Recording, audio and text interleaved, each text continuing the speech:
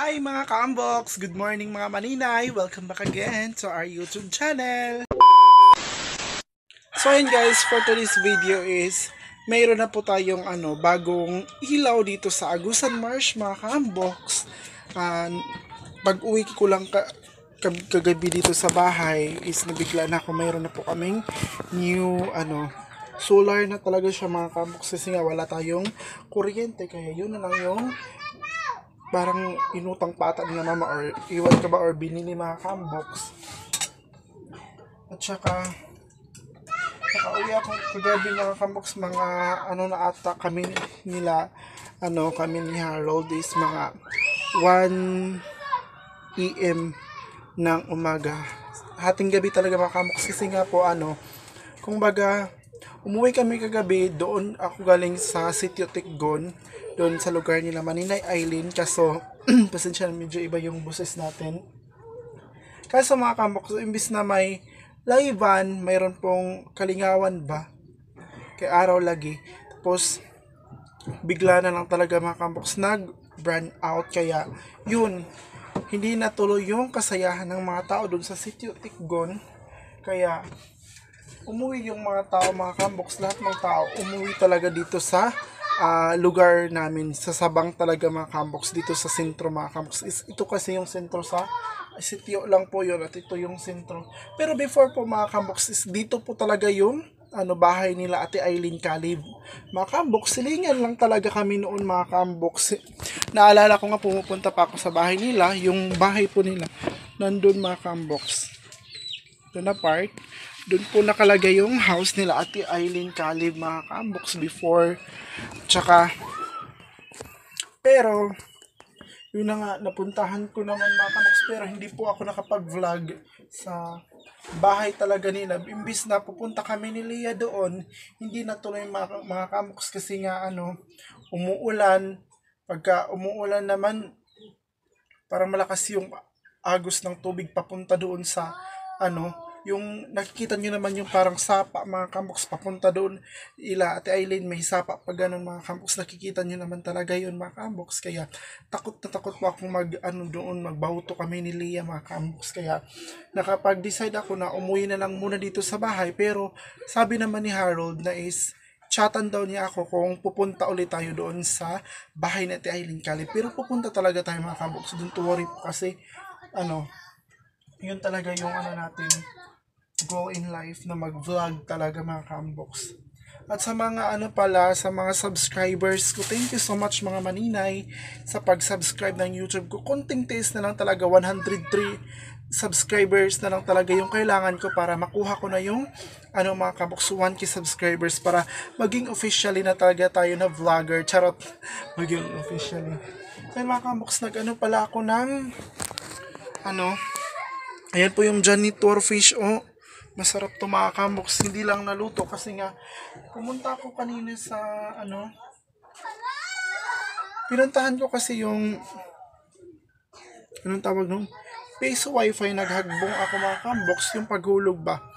Tapos pag ako naglingkod-lingkod pa ako, nag-scroll kay ginatanaw lagi na ako pila ako subscriber. Tapos pag ako mga ka-unbox, pag pagtanaw na ako sa wala, may nakabutang nga wala download. Basta English man to, basta nakasabot naman po mga ka-unbox. Syempre, listen na. wala na daw load mga ka-unbox. Kaya yun, umuwi na lang ako sa bahay. Pasensya na talaga kayo kung medyo hindi pa ako nakapag-upload. Hindi ko nga nalagyan ng thumbnail yung YouTube ko, kasi nga po mga ka-unbox, umuwi ako sa bahay dito. Kaya mas maganda pa talaga doon ilalia mga ka-unbox, kasi yung piso wifi nila mga ka-unbox doon is ang 5 is 2 oras mga ka-unbox. Yung pag-upload ko doon, yung paghagbong ko ng 5 pesos mga ka-unbox, nakadalawa akong video na na-upload doon. Tsaka hindi katulad dito mga ka-unbox, kasi yung piso wifi dito is lang, kumbaga ang 1 oras is 5 pesos mga ka-unbox. Ganun talaga.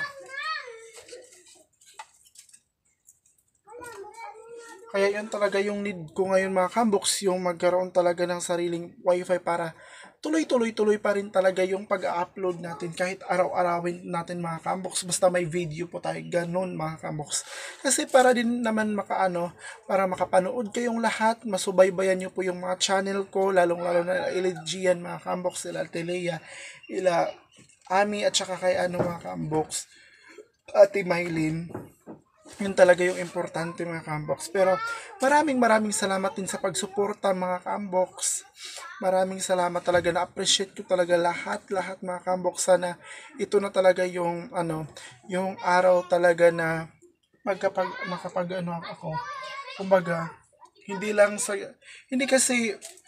hindi ko kasi inaasahan mga kamboks na ganito yung mangyari, kasi after noong nagtrabaho pa ako dun sa Davao mga kamboks is nakalima lang ata ako na video, tas cut off ko na naman, di na ako nakapagpatuloy. Pero ngayon mga kamboks, nakapagpatuloy naman ako kahit pa paano mga kamboks, kasi ito na po yung gagawin nating trabaho mga kamboks. Ito talaga yung gagawin natin, kaya para makaano naman tayo. Yung mga bata mga kamboks is naliligo doon, ayun sila. Ang lamig kasi ng tubig kaya naliligo sila. Ayun kasi mga kamboks, yung mga kapatid ko at pinsan. Maghahanap ako dito ng lighter.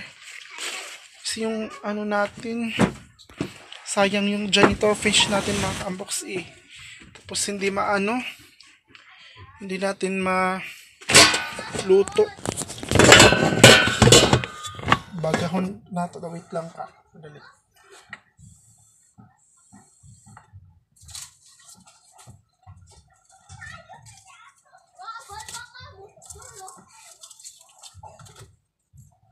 Dikit na lang natin mga kamboks kasi walang lighter para magkaroon tayo ng apoy.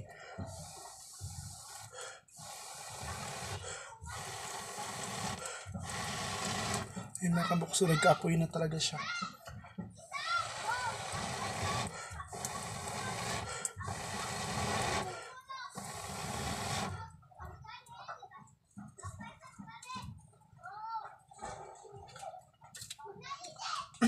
Ngayon lang kasi ako nakapag-video. Kanina sana ako ng umaga makamboks makapag-vlog. Kaso masama yung pakiramdam ko kasi alam niyo naman mga kamboks is party doon. Alam niyo naman hindi talaga maiiwasan yung pag-iinom mga kamboks. Pero hindi po tayo hindi natin abusaran ba yung kaugalingon nato, kundi mo tanaw punta mga kamboks kung asara nato kaya maura na ang importante mga kamboks. Kailangan magkuan ka ng kumbaga magbilin-bilin ba para sa kaugalingon niya, okay pa ka ba ilisod na magkasakit na mga kamboks. Grabe pa to yung naguna-una punta mga kamboks. Kailangan talaga natin safety palagi. Ganun.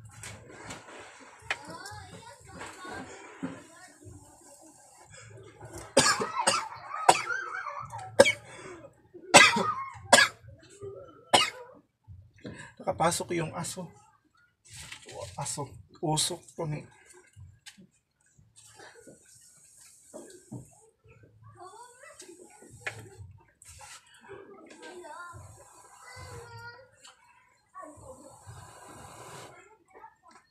Tinten! Pagtubag dayon. Kanina kasing umaga mga kamboksis, tinuturuan ni Papa kasi si Papa nandito pa kasi, hindi pa nakapagpunta doon sa Danau mga kamboks, kaya tinuruan niya yung kapatid ko na magsulat ng letter A, letter B, ganun, mag-drawing.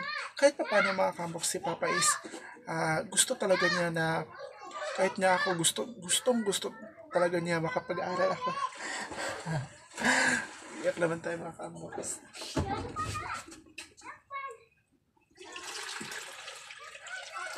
Talaga niya na may pinag-aralan talaga mga kamboks. Kahit ganun si Papa mga kamboks, proud talaga ako mga kamboks sa Papa ko. Kaya lang tayo, itang inom na muna ako ng tubig at pupuntahan na natin yung yung bago nating ilaw.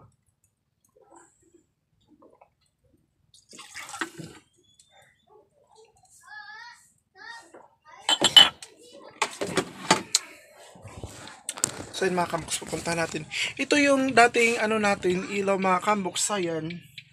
Nagamit pa naman ito pero dito sa kusina yan nakalagay. Ayan po yung battery niya. Bungi-bungi na mga kamboks. Half na lang siya kasi nagbuto mga kamboks. Tingnan nyo. Hindi siya buo. Nabuto naman na. So ayan, ito yung before natin na ilaw. At saka mga kamboks, ito yung ano, yung lalagyan ng ano natin, yung solar natin mga kamboks is ito tingnan nyo. Ito mga kamboks, ibibilad mo lang talaga yung ito sa araw at saka pagkagabi mga 6 AM mga alas 6 ng 6 PM mga kamboks is na talaga siya, kumbaga magsiga na. Ito kasi yung hindi ko alam kung pila ang pagpalit kung ilan yung nito na pera. At saka lead niya ito mga kamboks, solar garden light and solar light. May nakalagay mga kamboks is no wiring or zero tariff and universal remote control na remote po mga kamboks. Ewan ko ba parang gitaguan ni mama. O automatic lighting in dark mga kamboks. Automatic siya ayan po yung remote niya. Ayan po mga kamboks. Ito po yung form niya. At saka nandun po ito sa labas kasi binilad sa araw. Ang dating saka baka mahugaw. Ito yung talaga mga kamboks. Ayan na siya. Ito po yung solar. Ito na talaga siya mga kamboks. Ayan nagcha-charge siya. Tingnan nyo ha. Ayan. Tingnan nyo may kulay. Ayan. Ayan po yung mga kulay mga kamboks. Malapit na ma-full. Ayan Ayan po yung natin bagong ilaw dito sa Agusan Marsh mga kamboks. At saka ito yung tinatawag nila na panel. Ayan po. Ito po yung ito po yung magbibigay ng para makapasok doon yung araw mga kamboks. Hindi na siya nabiladan kasi yung wiring niya kinain ng aso. Kaya yun, natip na lang ni mama. Tingnan niyo mga kamboks ba yun? Ayan kinain ni tali. Kaya yun ang sabi ni natip na lang po yun. Dami nating labahan mga kamboks muna ako sa kasi ang pasok ko itong mga labahan mga kamboks. Bukas na ako maglalaba kasi muna tayo, relax mga kamboks. Kailangan talaga yan ng katawan natin na makapag-relax mga kamboks kasi mahirap na talaga magkasakit mga kamboks. Kaya yun talaga yun natin mga kamboks, yung bago nating ilaw dito sa Agusan Marsh. Ang ganda-ganda ng natin weather ngayon. Tingnan nyo guys. Diba sobrang ganda hala kaday tingnan nyo. Super ganda mga kaamboks. Pwede talaga kayong pumunta dito at maligo mga kaamboks. Ayan yung bago nating ilaw. Fresh pa ito mga kaamboks. Tsaka nakapag lang kasi yan kasi si Papa mga kaamboks, maingay talaga yan kapag walang ilaw. Parang nagsasyagit na mga kamboks, kaya di na gusto nga kanang burnout baka nang basta madilim kaayo mga kamboks. Ayun ni Papa nun, kaya yun po yung mga update natin dito mga kamboks sa Agusan Marsh, yung bago nating ilaw dito. Marami tayo din ugasin. Yan na lang. Medyo masakit po talaga yung ulo ko mga kaamboks. Kailangan ko magtumar na lang ata ako ng paracetamol. Wait lang. Parang may paracetamol ako sa bag. Wait nyo lang muna kayo mga kaamboks.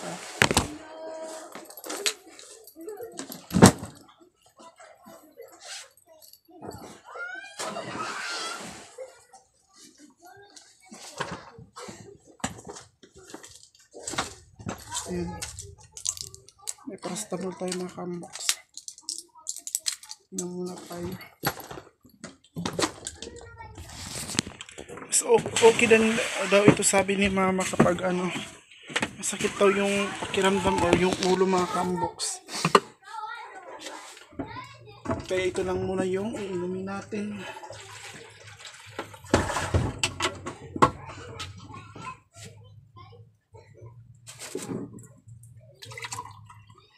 Wait lang po ha.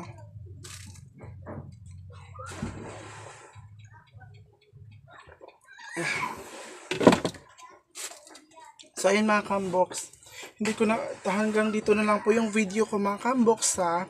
Maraming pa kayong makikita mo video ko, maraming pa po talaga mga kambox. So maraming salamat talaga sa panonood ng mga video ko mga kambox at mga Maninay ni Ate Aileen. Thank you, na appreciate ko talaga yung pagmamahal niyo kay Maninay Aileen hanggang sa akin po mga kambox. Maraming salamat po talaga. And wag niyo pong kalimutan, lalong-lalo na sa hindi pa nakasubscribe, please subscribe my YouTube channel and pindutin niyo na po yung notification bell. Please share, subscribe, comment, lahat mga kamoks. Pindutin niyo na din po yung notification bell para updated po kayo sa mga video ko. Thank you po and God bless us all.